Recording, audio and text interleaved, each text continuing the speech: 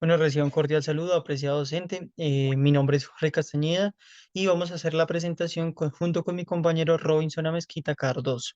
Vamos a hablar de los filósofos que influyeron en el pensamiento ético y moral de la época moderna, así como sus causas y sus consecuencias. Esta presentación se estructura en tres momentos. En primer momento vamos a hablar de Thomas Hobbes, en un segundo momento Immanuel Kant y finalmente de Johann Stuart Mill. Bueno, de Thomas Hobbes, filósofo de 1588 a 1679, tiene tres ideas fundamentales del estado natural del hombre y va a decir que el estado natural de este es la guerra, una confrontación constante en el que se encuentra el hombre en su vida natural. Entonces, el otro se ve como un enemigo, por lo que él pide o dice que es necesario eliminarlo. Precisamente cuando lo elimino, mejoro y ayudo en mi propia seguridad. Entonces, en un segundo momento dice que es necesario que el hombre domine su entorno y a sus semejantes para sentirse seguro y tener una convivencia mejor con los demás. Este es su estado natural. Dice que hay tres causas por las que se da este estado. Primero, la competencia junto con el otro. Segundo, la inseguridad que le genera el otro. Y en tercer lugar, la gloria que busca el propio individuo. Entonces va a plantear que es necesario que se establezcan leyes de convivencia en las cuales se estipule lo que es justo, el bien común, el progreso, los derechos, en las que se busque como fin el desarrollo humano comunitario. Entonces es necesario estipular leyes que favorezcan a la paz y a la armonía entre los seres humanos.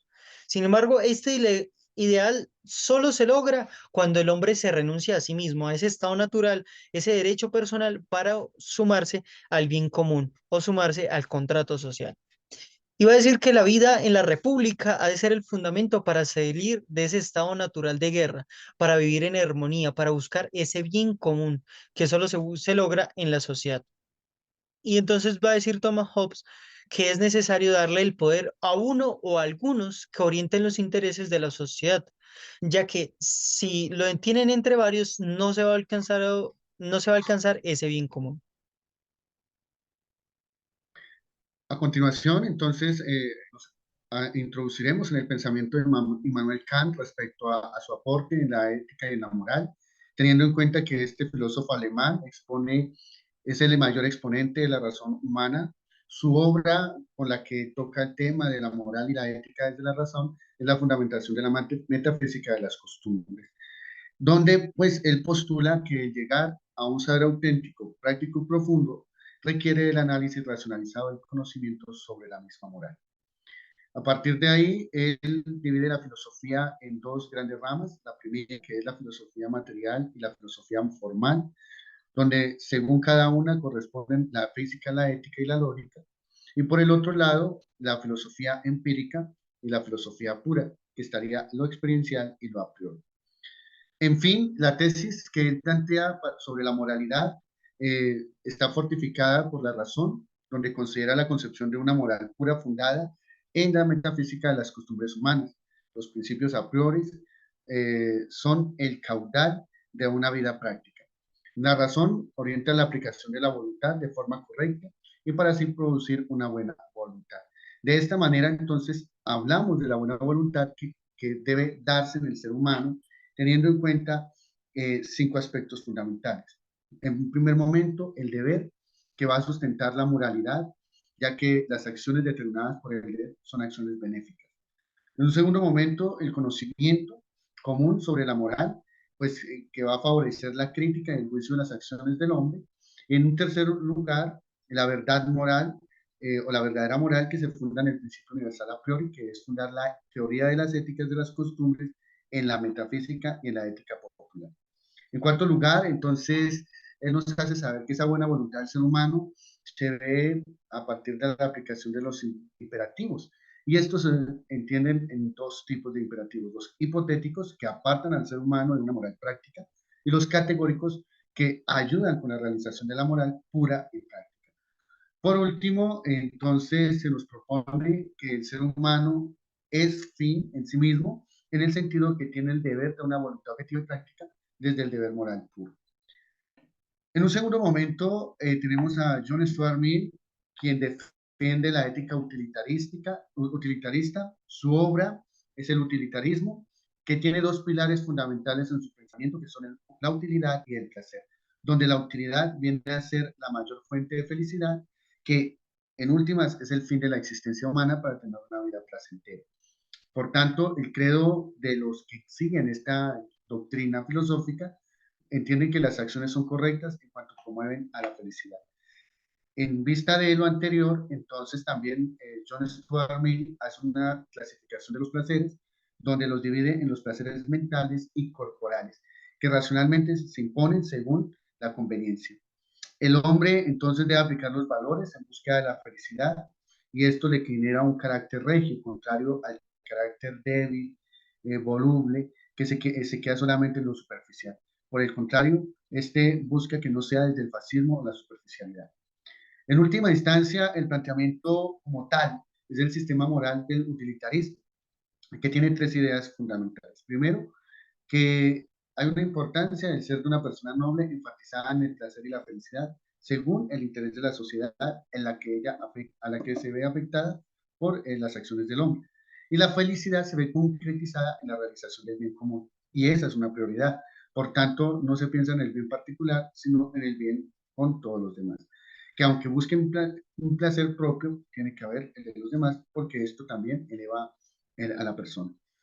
En un segundo momento aparece la pobreza y la enfermedad, entendidas como aquellas que impiden la felicidad en el ser humano, pero que deben de ser superadas desde la racionalidad lógica del hombre.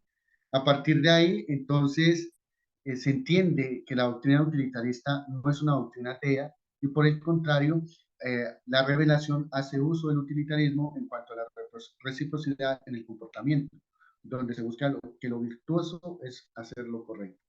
Por último, debe buscarse lo conveniente para el bien general, lo que es útil y verdadero, manteniendo en la persona un estado de tranquilidad y emoción, que van a ser los primeros factores que van a afectar la vida de la persona, que pueden llevarlo a que sea satisfecha o todo lo contrario. Bueno, respecto a la pregunta, ¿qué enseñanza puedo sacar para mi contexto social, educativo o laboral de los elementos planteados? Bueno, la filosofía de estos tres filósofos nos dejan desvelar y comprender muchas cosas que nos permiten reorientar nuestra moralidad frente a las acciones o la forma de interpretar la realidad frente a los diversos contextos que vive el hombre. Mirando esas dificultades constantes que vive, pues darle una nueva mirada y una nueva reorientación. Bueno, yo creo conveniente decir que una de las principales enseñanzas que me dejan el planteamiento de estos tres autores es que la moral siempre va a ser una oportunidad de reflexión, un objeto de estudio, y que pues, con los planteamientos que ellos proponen no se agota la capacidad de filosofar o de pensar sobre esta misma realidad. Por el contrario, nos involucra más, y de hecho pues es una filosofía que también se vive desde la práctica, ¿no? El planteamiento de Thomas Hobbes respecto a no ser el hombre para el lobo para el hombre, donde pues son necesarias las leyes, las normas, el obrar con buena voluntad, como lo plantea Kant, racionalizando, pensando antes de actuar, y por último pues con el pensamiento de John Stuart Mill en esa búsqueda de la felicidad, haciendo el bien a los demás. Bueno, algunas conclusiones. Aunque la comprensión de la ética y la moral han sido un tema de estudio por varios pensadores en diferentes épocas, no significa que no puede seguirse haciendo una reflexión filosófica en torno a esta realidad y sus implicaciones en la persona humana y sus diferentes ambientes sociales donde se desempeña.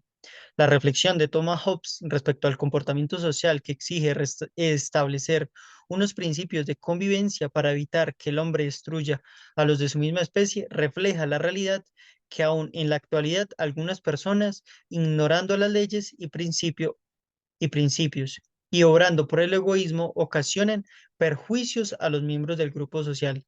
A partir de lo anterior, se puede inferir que el conocimiento de la moral y la ética puede llevar al ser humano a afectar las sanas relaciones humanas y el estado de armonía del grupo social. En cuanto al pensamiento de Immanuel Kant, podemos decir o resaltar el interés por exponer cómo la voluntad del ser humano debe pasar por los procesos de la razón para que éste sepa encauzarla. Frente al planteamiento filosófico de John Stuart Mill, se debe evitar aparentar ser superficial, Considero que una de sus propuestas respecto al utilitarismo desde la perspectiva de la felicidad busca es que el hombre se encuentre en sociedad y no solo busque la felicidad en sí mismo, sino también mediante el actuar para el bien común. Bueno, muchísimas gracias, apreciado docente.